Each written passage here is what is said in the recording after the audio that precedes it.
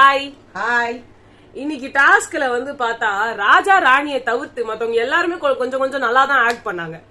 ராஜா ராணியும் தான் வேஸ்டா கிடந்தாங்க. அது ராணி கொஞ்சம் அமைதியாவது இருந்தாங்க. ராஜா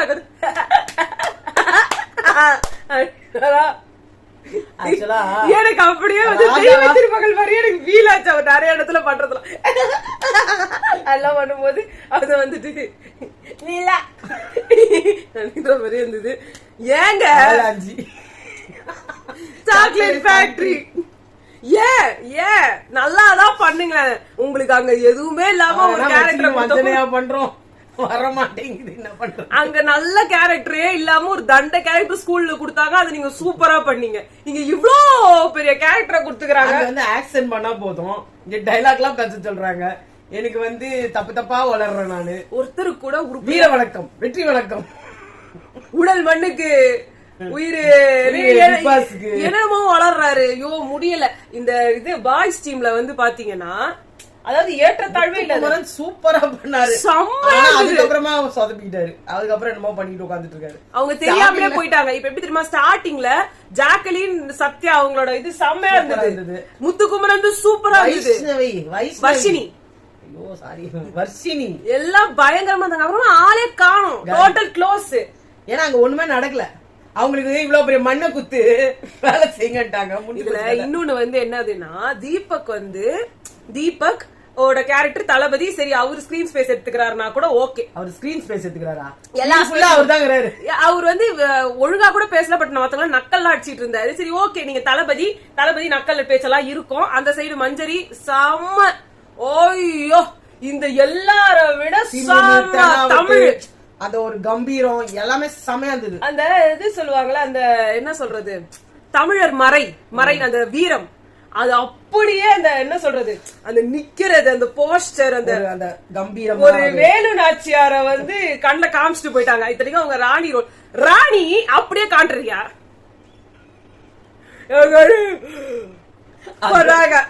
அது வரைக்கும் சண்டை போடாம வாய முன்னு ரொம்ப நேரம் இருந்தாங்க. நான் ஆக்சுவலா சொல்றேனே, அழகு இவங்க எல்லாரும் வந்துட்டு சொல்லிட்டு இருந்தாங்க. ரியலா ஆக்சுவலா சொல்ல போனா நான் இத வந்து கம்பேர் இல்ல, பட் ராயனை வந்து அங்க ராஜாவாவும் இங்க சௌந்தர்யாவை வந்து ராணியாவும் ஒண்ணுமே பேசாம கம்முன்னு உட்கார வச்சிருந்தா கூட ஏதோ அந்த ராயல வந்து ஒரு கொஞ்சம் ஒரு அழகா காட்டுப்பாங்கல்ல, அது மாதிரி இருக்கும். எனக்கு வந்து ராணவ வந்து பாக்கும்போது சரி, அந்த பல்வாள் பாகுபலி மாதிரி இல்ல பல்வாள் தேவன் மாதிரி இருப்பாரு அப்படின்னு பார்த்தா அதுவும் வில்லன் மாதிரி இருப்பாருன்னு பார்த்தா இவரு ஆன்டி ஹீரோ அவர் வந்து குழந்தை மாதிரி பண்ணிட்டு இருந்தாரு.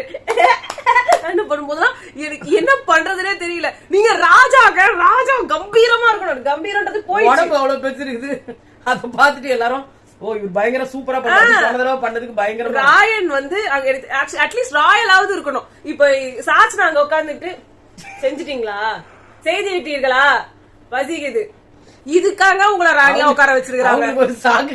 சில இடங்கள்ல ஓகே, அவங்கள உள்ள விடாதீங்க, ரொம்ப பேசுறாங்க பண்றாங்க, அதெல்லாம் ஓகே. நீ இது இடத்துல சுத்தமா போச்சு.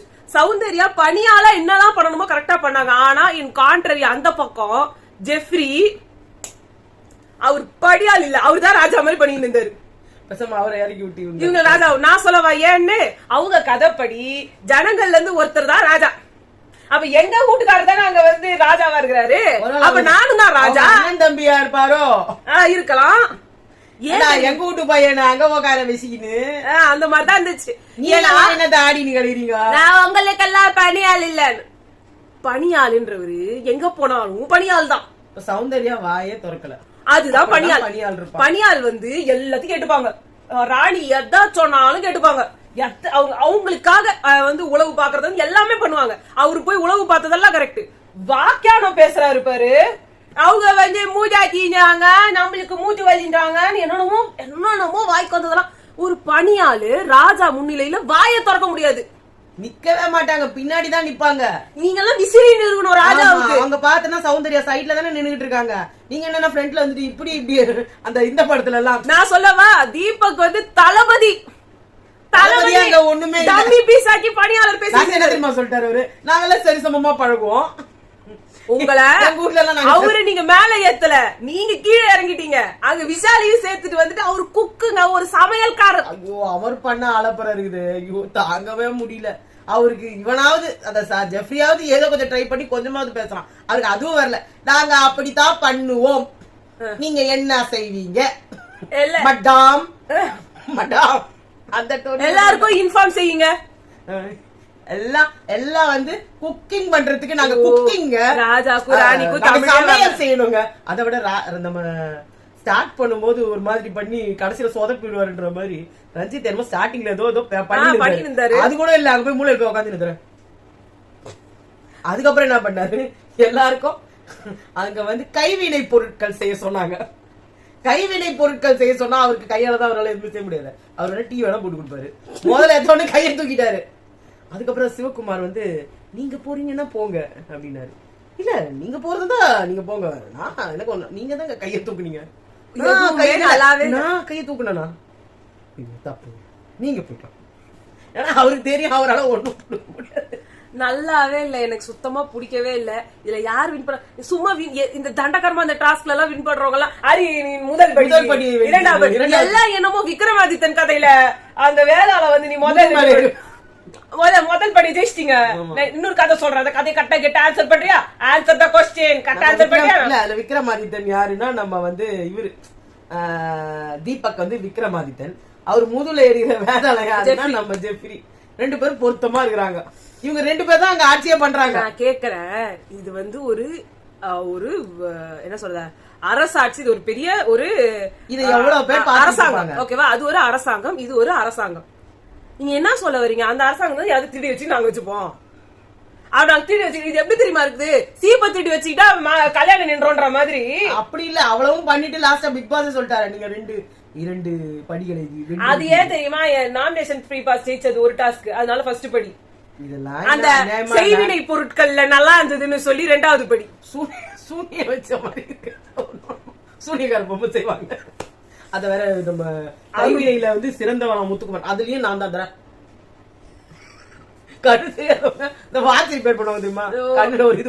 என்னால முடியல இன்னைக்கு டாஸ்க் வந்து ரொம்ப கேவலமா இருந்தது. ஸ்கோப் இருக்கிறவங்க எல்லாம் வீணா போயிட்டாங்க. இதுல சிவகுமார ஸ்பை, நான் நேத்து சொன்ன மாதிரி சிவகுமார ஸ்பையா போட்டிருந்தாங்க. ஆனா அதை கண்டுபிடிச்சிட்டாங்க.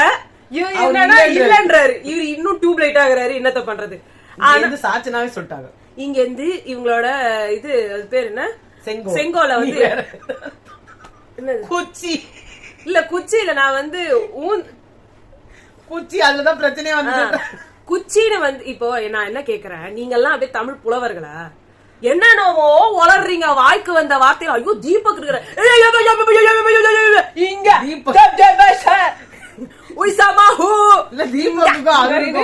என்ன பண்றதுன்னே தெரியல.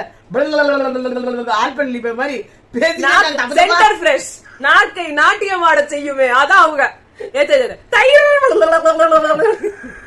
இட்லி பொங்கல் தோசை, இட்லி பொங்கல் தோசை, கிச்சடி, அது மாதிரி தீபக் உட்காந்து என்னமோ கத்துறாரு.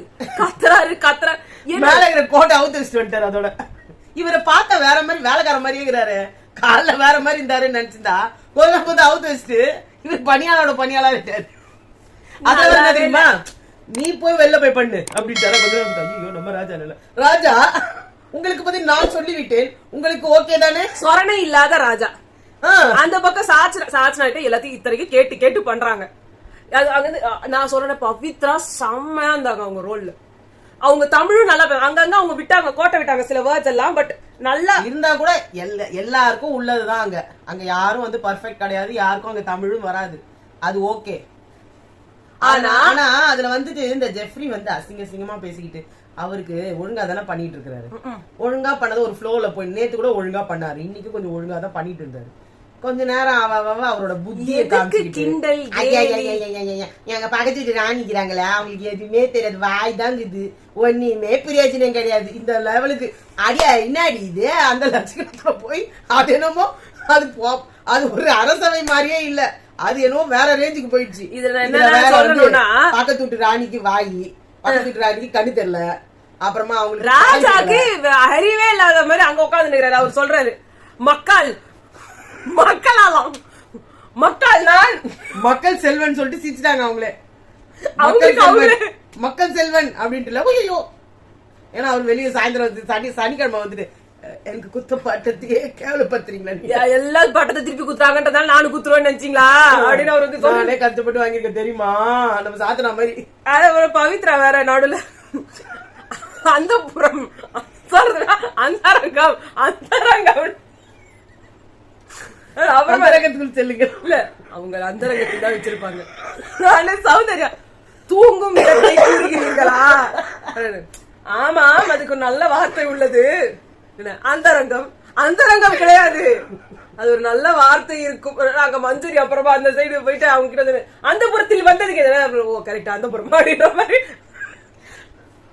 ஜெஃப்ரி போயிட்டு எங்கேயாவது பக்கத்து வீட்டுல, அதாவது பக்கத்து நாட்டுல இருக்கவங்கள எங்கேயோ வந்து பேசினா கூட பரவாயில்ல, இங்க இருந்து பக்கத்து நாட்டுல போய் வாங்க ராஜகுரி வேஸ்ட், உங்க ராணி தண்டம்,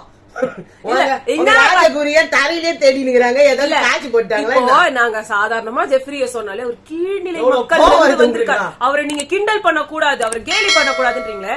அப்போ ஹேண்டிகேப்டா இருக்கிற மக்களுக்காக ஒரு மாற்றுத்திறனாளிய வந்து அவர் அங்க கேலி பண்றாரு, இதுக்கு என்ன பதில் சொல்லுவீங்க? ஒரு கூன் ஊழ்ந்துட்டா அவங்க நீங்க அசிங்கப்படுத்திடுவீங்களா? எனக்கு தெரிஞ்சு 25 வயசு பையனுக்கு கூட ஒரு அடி கூன் வந்துருக்கு. இல்ல வயசானவங்களுக்கு மரியாதை கிடையாது. அவங்க எவ்வளவு வேதனைப்படுவாங்க. உடனே நீங்க இப்படி திருப்பி விட்டுறாதீங்க, நீங்க அப்படி பண்ணாதீங்க, நீங்க வந்துருவீங்க. ஆனா உண்மை அதுதான். நம்ம ஒரு ப்ரோக்ராம் பார்க்கும்போது நிறைய விஷயங்கள் நம்ம ஒழுங்கா பேசணும். ஒரு ஹேண்டிகேப்ட இல்ல, இது வந்து உலகம் ஃபுல்லா பாக்குற உடனே எங்க கிட்ட நீங்க வந்து ஒன்னும் பிரயோஜனம் இல்ல. இத உண்மையா பார்த்தா விஜய் கமலா வந்து அது கண்டிப்பா எதிர்க்குதோ இல்லையோ, அவர்களுடைய மனதின் வேதனையை எனக்கு தெரியும் போது, நான் அந்த காலத்தில் நான் அப்புவாக நடித்த போது என் மனக்குமுறல் எனக்குத்தான் தெரியும் அப்படின்னு ஏதாவது பேசியிருப்பாரு. இவங்கள வந்து இவங்களோட இது நீங்க வந்து இப்படிப்பட்ட ஆள், நீ நம்மள ஒருத்தர் பண்ணி அப்படின்னு சொன்னாலே கோவம் வருது ஜெஃப்ரிக்கு. நீ இங்க இருந்து நம்ம சாதா மக்களோட ரெப்ரசன்டேட்டிவ் பண்ணி சொன்ன, நீ என்ன பண்ணீங்க நான் பாக்குறேன், என்ன பண்ணீங்க நான் பாக்குறேன் அப்படின்ற மாதிரி சொன்னாருல்ல. அப்ப நீங்க இன்னொருத்தரை வந்து கேலி பண்ணும்போது கிண்டல் பண்ணும்போது அது உங்க மனசுல வந்து உறுத்தவே இல்லை. வேற ஏதாவது சொல்லுங்க, பாட்டின்னு சொல்லுங்க. அது பாட்டிய அது வந்து கிழவி கிழவி கிழவி கிழவி நிறைய ராஜா மாதாவை எப்படிங்க கிழவி புரியல. நீங்க எப்படிங்க அதை சொல்லுவோம்? அதுவும் நீங்க ராஜா கூட இத சொல்றதுக்கு உரிமை கிடையாது. அவங்க உங்களை என்ன உடம்ப பாத்து தாய் ஸ்தானம் அம்மா ரயான் கூட அங்க வந்து சின்ன பையன் கிடையாது, அவர் அப்பா. அவங்க இதையே எடுத்துக்கினாங்க. அப்பான்னு கூட இல்ல, ராஜகுருன்றது ஒரு வயசுல மூத்தவர். அவர்கிட்டதான் எல்லாத்தையும் ஃபர்ஸ்ட் மந்திரி வயசு இருக்கும். குரு மாதிரி குருன்னு வச்சுக்கலாமா? ஒரு டீச்சரை போயிட்டு ஒரு ராணிக்கே டீச்சர், ராணிக்கே எல்லாரும் பயப்படணும். ராணிக்கே டீச்சர்னா ராணியே பயப்படுறவங்க அவங்கதான், புரியுதுங்களா? ராணிக்கே அட்வைஸ் பண்ணக்கூடிய தகுதி ராஜ மாதாக்கு. நீங்க பாத்திருப்பீங்க, உங்களுக்கு தெரியாது இல்ல, பாகுபலியில நம்ம ரம்யா கிருஷ்ணன் பண்ண கேரக்டர் தான் ராஜமாதா. யாருக்கும் தெரியாத விஷயம் கிடையாது. அத போயிட்டு கேவலப்படுத்துறீங்க, அத வர கிண்டல் பண்ணி சிரிக்கிறீங்க. விசாலு அப்புறமா வந்துட்டு நம்மளோட தீபக்கு ஆள் வளர்ந்துருக்காரு தவிர சொல்றதுக்கே ரொம்ப கஷ்டமா இருக்கு. இவரெல்லாம் எவ்வளவு அங்க இருக்கிற யாருக்குமே ஒரு மண்ணு வார்த்தையும் தெரியல. இவருக்கே செங்கோல் அந்த புறன்றதுக்கு அந்தரம் சொல்லிட்டாங்க.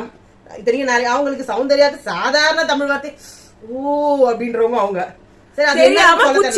நாங்க கிண்டல் பண்ணுவோம். இதுதான் வந்து தளபதி பேசுற பேச்சா? நீங்க எல்லாம் எப்படி தெரியுமா இருக்கு, இந்த FDFS படத்துக்கு நாங்க போயிட்டு எங்க தலை கெத்து, எங்க ஹீரோ கெத்து, எங்க நாயத்தை கெத்து சொல்லி வந்து வந்துடுறாங்களே. பரவாயில்ல, என்ன கேட்டா இவரு சுத்தமா அந்த ராயன்றவர் கூட பாக்குறதுக்கு ஏதோ பேசும்போது அந்த அளவு தப்பா தெரியல. ஆர்கியூ பண்றாரு, அவரு சில வார்த்தையில விடுறாரு, இவங்களும் வார்த்தைகளை விடுறாங்க. மஞ்சரி நாங்க ஒன்னும் யோகியம் சொல்ல வரோம், மஞ்சரி நிறைய வார்த்தைகள் டப்பு டப்பு டப்பு. ஆனா ஒரு தளபதின்ற ஒரு ஸ்தானத்துல கொஞ்சம் மாறிடுறாங்க. ஓ நம்ம தப்பா பேசக்கூடாது அப்படின்னு சொல்லிட்டு இவங்களோட எல்லா நாளும் இவங்களுக்கு வர்ற வார்த்தை மார்க்கிங் தான் பண்றீங்க நீங்க. எல்லா சொன்னது ஒண்ணு புரியவே இல்ல. அவர் வந்து கிண்டல் பண்ண வச்சுக்கோங்க. நீங்க பிக் பாஸ் இருக்கீங்க தான், ஆனா நீங்க ஒரு டாஸ்க் என்ன நினைச்சிட்டு இருக்காரு, இப்ப பாய்ஸ்க்கு எல்லாம் தலைவரா இருக்கிறாருல, அதனால ஆணவமாகிறாரு. இது இண்டிவிஜுவல் கேம் இருந்தா எல்லாரும் வச்சு உங்களை செய்வாங்கல்ல, அப்ப கண்ணீர் வடிப்பீங்கல்ல. எவ்வளவு பெரிய ஆளு, எப்படிப்பட்ட சஞ்சய் வந்தாரு தெரியுமா, அவர் அழுதுகிட்டு வெளில போனாரு. இதுக்கு மேல நம்ம இங்க இருந்தா நமக்கு அந்த மரியாதை இருக்காது. ஏன்னா எல்லாரும் கேவலமா அவரை பேசினாங்க. அப்ப அவங்க வைஃப் எல்லாமே ஒரு மாதிரி பெஜார் ஆயிட்டாங்க உள்ள வந்துட்டு. ஏன்னா அந்த சீசனே ரொம்ப எல்லாமே ரொம்ப கஷ்டமா இருந்ததுன்னு சொன்னாங்க. ஏன்னா அது வந்து ஏதோ இதுல அவங்க பிரீத்தின்றவங்களே போட்டிருந்தாங்க, அதனால நான் அதை மென்ஷன் பண்றேன். அந்த பசங்க எல்லாமே ரொம்ப டல் அடிச்சுதான் உள்ள வந்தாங்கன்ற மாதிரி கேள்விப்பட்டோம் நாங்க. ஆனா தாமரைக்குலாம் வந்து கிடைக்க முடியாத ஒரு விஷயம், அவங்களுக்கு பெரிய இது. அது மாதிரிதான் ஜெஃப்ரி என்ன தப்பு பண்ணாலும் அது தப்பு கிடையாது. ஏன்னா அவர் வந்து அவர் அப்படிதான் இருப்பாருன்னு கூட ஒத்துக்கலாம். ஆனாலும் அவர் வாய் விடுறாரு, நீங்க திருத்தணும். நான் ஜெஃப்ரி கூட சேர்ந்து அப்படி சொல்றேன், அப்படி சொல்லு மச்சி. இன்னும் அது ஒண்ணுதான் சொல்லல. என்ன 1000 இருந்தாலும் சாச்சனா கேட்ட ஒரு கேள்வி கரெக்ட். கலாய்க்கிறதுக்கு தான் நீங்க இந்த டாஸ்கே பண்றீங்களா? எல்லா டாஸ்க்கும் அதுக்கான முத்துக்குமரனோட பதில் நீ சொன்ன மாதிரி அம்மா என்கிட்ட சொன்னாங்க, எல்லா விஷயத்துக்கும் நீங்க எதை கேட்டீங்கன்னாலும் முத்துக்குமரன் வாயிலிருந்து வர்ற முதல் பதில், நீங்க அப்படித்தான் பேசுறதே கிடையாதா, நீங்க அப்படித்தான் சொல்றதே கிடையாதா. என்னன்னா அவருக்கு வந்து அங்க டிஃபெண்ட் பண்றதுக்கு எதுவும் இல்லன்னா முதல்ல எடுத்து சொல்லிடுவாரு. அப்புறமா வந்து என்ன பண்ணுவாரு, இனிமே நாங்க பண்ண மாட்டோங்க. பேசவே கஷ்டப்பட்டுச்சா உங்களுக்கு தப்பா பேசிட்டோம்னு நினைக்கிறீங்களா? இனிமே பேசணும், நாளைக்கு பேசவே மாட்டோங்க, பேசவே மாட்டோம். இது பல நாளும் பல நாள் எல்லா நாளும் கேட்டாச்சு. இங்க எப்படின்னா ஒரு ஈவ்டீசிங்க அசால்ட்டா பண்ணிட்டு கடந்து போயிடுறீங்க. இது வெளியில உங்களோட வெளியில பிரதிபலிக்கிற விஷயத்த நீங்க உள்ள கொண்டு போறீங்க. பதிலடி கொடுத்தாங்க, அவங்க கலாய்ச்சாங்க. ஆனா அந்த அளவுக்கு கலாய்க்கவே முடியாது. நீங்க ஒரு பொண்ணை பார்த்து ஈஸியா என்ன வேணா வார்த்தையை சொல்லிட முடியும். ஆனா ஆம்பளைங்களை அப்படி சொல்ல முடியாது. நீங்க தமிழ்லயே அப்படி ஒரு வார்த்தைகளே இல்ல. பெண்ணுக்கு வந்து வாயாடி வந்து என்னெல்லாம் வார்த்தைகள் பொண்ணுக்கு சொல்லுவாங்க, அந்த மாதிரிலாம் வார்த்தைகள் இல்ல. சோ அதனால நீங்க இவங்கள ஈஸியா அட்டாக் பண்ணலாம். உங்களை திருப்பி அட்டாக் பண்றதுக்கு வார்த்தைகளே கிடையாது. புதுசாதான் பயன்பாட்டுல விதவை அப்படின்னு ஆம்பளை விதவன் அப்படின்னு ஒண்ணும் கிடையாது. அவங்கள கைம்பெண்ணுவாங்க, கைம்பிள்ளைன்னு எதுவும் யாரும் வார்த்தை கிடையாது. இது மாதிரி நிறைய போட்டுக்கிட்டே போலாம். எல்லாத்துலயும் அசிங்கமான ஒரு வார்த்தையை சொல்லணும்னா அது பொண்ணுங்களோட வேர்டை சேர்த்து சொல்லிடுறது. அவங்க அக்காவை சொல்றது, அவங்க அம்மாவை சொல்றது, அவங்க குடும்பத்தையே இழுக்கிறது. இல்லையா இருக்கவே இருக்கு கேரக்டர் அசாசினேஷன். அவங்க குடும்பமே இப்படிதான். அவதான் ஸ்பேஸ் குடுக்கறாடா. முதல் வாரத்துல ஜெஃப்ரி சொன்னார்ல, அட்வான்டேஜ் கிடைக்க ஏன் விடுறீங்க, அதேதான் இப்ப அருண் பேசினது. அவர் அப்ப மட்டும் அவர் என்ன பேசினாரு? என்னுடைய எனக்குள்ள வந்து ஒரு குழந்தை இருக்குது, அதனாலமா பேசிட்டு போயிட்டு எங்க அம்மாதான், அம்மானா வந்து பாசம், அப்பாதான் அறிவு, எனக்கு அறிவு கொடுத்தது எங்க அப்பா தான்ட்டாரு. உங்க அம்மா எவ்வளவு ஃபீல் பண்ணிருப்பாங்க. உங்க அம்மா ரெண்டு பேருமே முத குழந்தைக்கு ஒரு அறிவு சொல்றது அம்மாதான். அம்மா சொன்னதுக்கு அப்புறமா இல்ல, ஒரு பையனா இருந்து நீங்க முக்காவாசி ஷேர் பண்றது உங்க அம்மா கிட்டதான் இருக்கும். அது என்னவா இருந்தாலும் சரி. அப்பா பாய்ஸ் வெர்சஸ் கேர்ள்ஸ்னு ஒரு குரூப்புக்கு வண்டிங்கன்றதுக்காகவே ஆம்பளைங்களை தூக்கி வைக்கணும்ன்ற ஒரு காரணத்துக்காக உங்க அம்மா ஜஸ்ட் லைக் தட் குப்பை. அதே மாதிரி நீ ஒரு கதை சொல்லணும். சில நேத்து வந்து உள்ள அருணை பத்தி அருண் தான் தப்புன்னு பேசிய முத்துக்குமரன், தீபக் தான் தப்புன்னு பேசின முத்துக்குமரன் திடீர்னு பேட்ஜை எப்படி உருவினாரு அப்படின்றதுக்கு உட்கார்ந்து ஆராய்ச்சி பார்க்கும்போது ஒரு வீடியோ கண்ணில் பட்டுச்சு. அதுலதான் எங்களுக்கு தெரிய வந்தது ஏன் இவருக்கு மனசு மாறிச்சு அந்த பேட்ஜை எடுத்தாருன்னு. அவர் கடைசி வரைக்கும் ஒரே நிலைப்பாட்டுல தான் இருந்தாரு.